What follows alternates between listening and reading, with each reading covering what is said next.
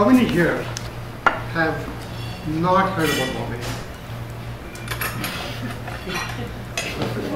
Not surprising.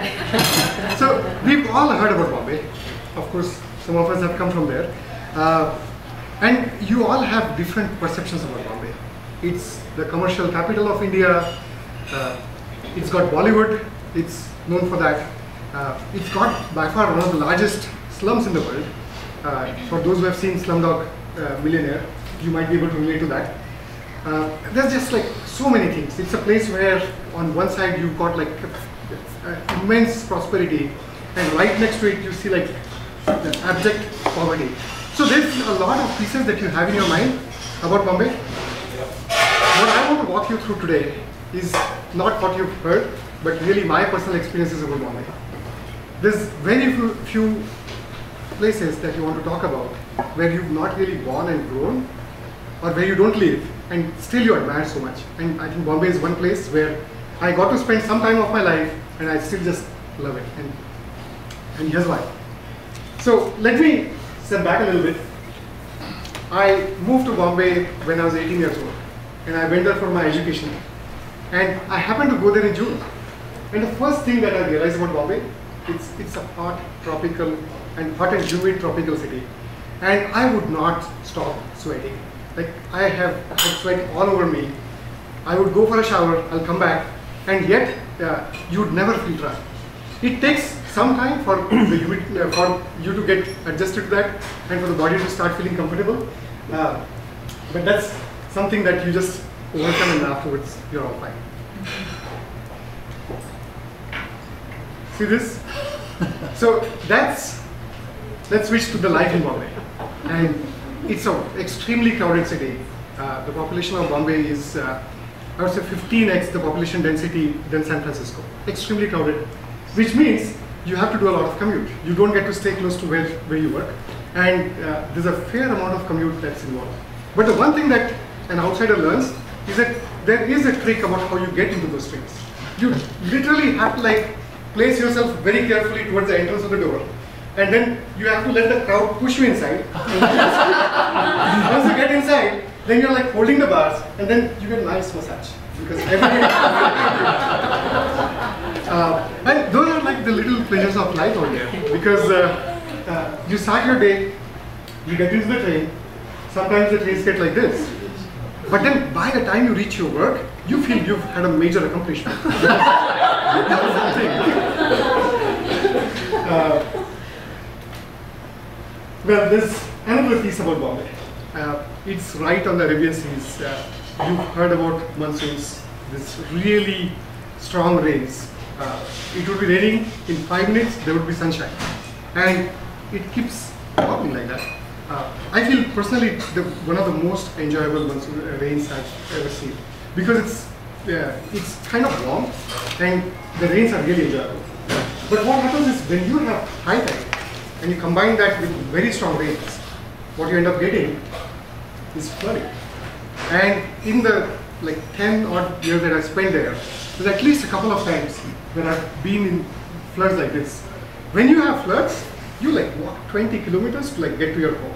You don't have communication working, you don't have phone lines working, you don't have trains, buses, anything working, and you figure out any possible way to just get there.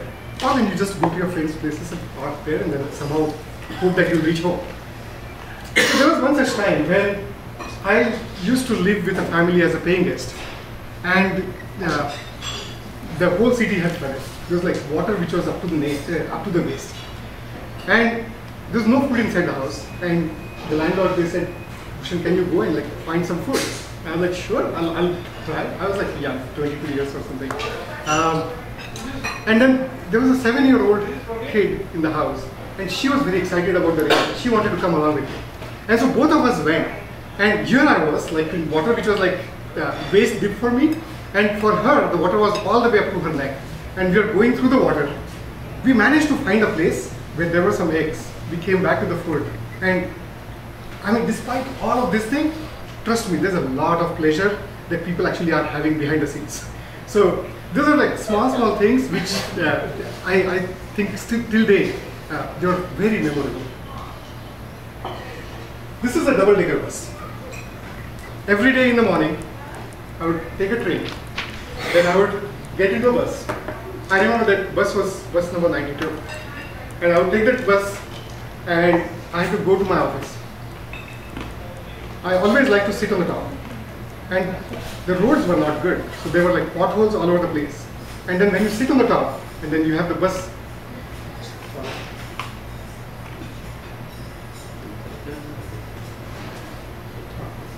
And so when you sit on the top and you have potholes, you get the feeling of being in a cruise liner.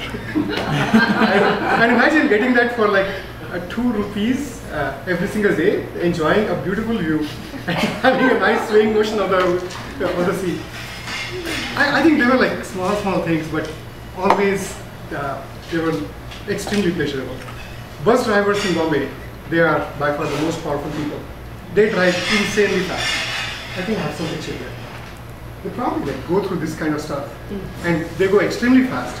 They're extremely safe, and there are times where there's like 2 of these double-deckers going right next to each other, and they're probably going speeding, and they have 4-inch distance between them, and nothing happens.